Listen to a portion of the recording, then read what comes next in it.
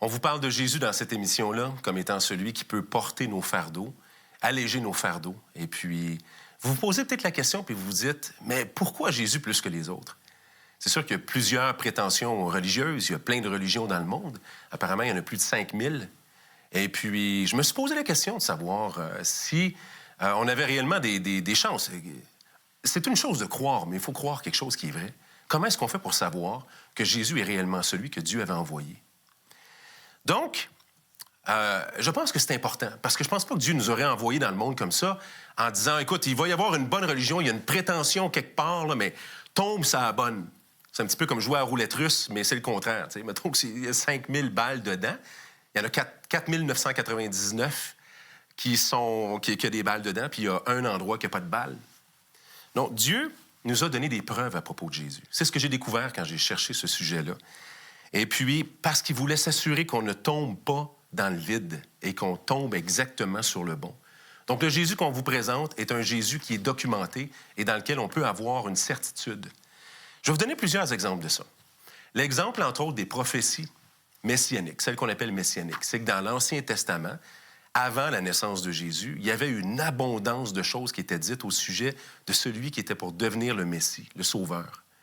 Et puis, là, je vous énumère une liste. Mais avant la liste, il y avait même une prophétie dans le livre de Daniel, qui était un prophète, qui avait indiqué le temps exact où il devait venir. Si bien que les Juifs de l'époque de Jésus étaient dans l'attente du Messie. Selon la prophétie de Daniel, il devait paraître et il devait arriver à un moment extrêmement précis. Donc, il y a eu ceux qui ont été après, puis il y a eu ceux qui ont été avant, mais pour se qualifier pour le Messie, il fallait qu'il arrive à ce moment précis-là. Donc, ensuite, à ce moment précis-là, il y avait d'autres choses, comme par exemple, on nous disait qu'il devait être né d'une vierge. On nous disait qu'il devait être né à Bethléem. On nous disait qu'il devait être de la tribu de Juda. Sur les 12 tribus en Israël, il devait être de celle de Juda en particulier. Mais dans la tribu de Juda, on nous disait aussi qu'il fallait qu'il soit de la lignée du roi David. On nous disait qu'il ferait des miracles, de nombreuses guérisons.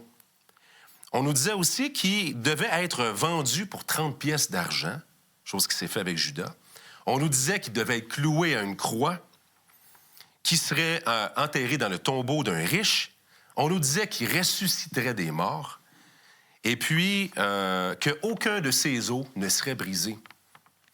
Il y a un professeur, je vais vous nommer son nom comme il faut ici, Peter Stoner, qui lui était le doyen académique du département des mathématiques et de l'astronomie au Pasadena City College, qui lui a décidé de faire un exercice de mathématiques avec ses étudiants.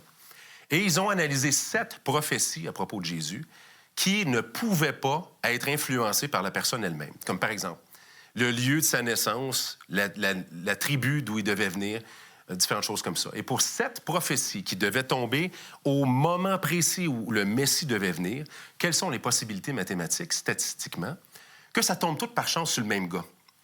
Eh bien, ils sont arrivés à la conclusion qu'il y avait, c'est-à-dire que les possibilités étaient de 10 avec 17 zéros. Ça, je l'ai écrit ici, c'est 10 milliards de millions. Ça veut dire qu'il y avait une chance sur 10 milliards de millions que ça arrive par chance. Je me suis amusé à calculer combien de fois on devait gagner la 649 pour avoir la même chance que ça arrive par chance sur le même gars. Si on a une chance sur 14 millions de gagner à la 649, ça voudrait dire qu'il y avait autant de chances que ça tombe exactement sur le même gars au même moment dans l'histoire que de gagner 71 milliards de fois la 649 en ligne. Je connais personne qui est chanceux de même, personnellement. Ah, vous allez dire, il y a encore une possibilité, mais elle est mince. En ce qui concerne la résurrection de Jésus, c'est encore une chose qui est dure à réaliser par soi-même. D'un point de vue historique, on n'aura pas le temps d'embarquer dans tous les détails, mais il y a plusieurs personnes qui ont essayé de démontrer par l'histoire que Jésus n'était pas ressuscité et qui, au contraire, à cause des évidences, ont été obligés de tirer la conclusion que ce n'était pas par l'histoire qu'on pouvait nier la résurrection physique et historique de Jésus. Plusieurs se sont convertis dans le processus et plusieurs historiens sont même prêts à dire que c'est un des éléments les plus clairement démontrés de l'Antiquité. On ne peut pas expliquer comment il est ressuscité, mais on peut attester que l'histoire démontre qu'il est sorti de la tombe et puis qu'il a transformé des vies. C'est ce Jésus-là qu'on vous présente. C'est pas une fable, c'est pas une religion mystique, c'est pas une philosophie vague. C'est une personne qui a été attestée par Dieu, qui a vécu sur terre, qui est venue porter le fardeau de la mort à notre place et qui, ressuscité des morts, s'adresse à vous pour vous proposer de prendre votre vie, pardonner vos fautes, alléger votre fardeau, et vous pouvez devenir son disciple.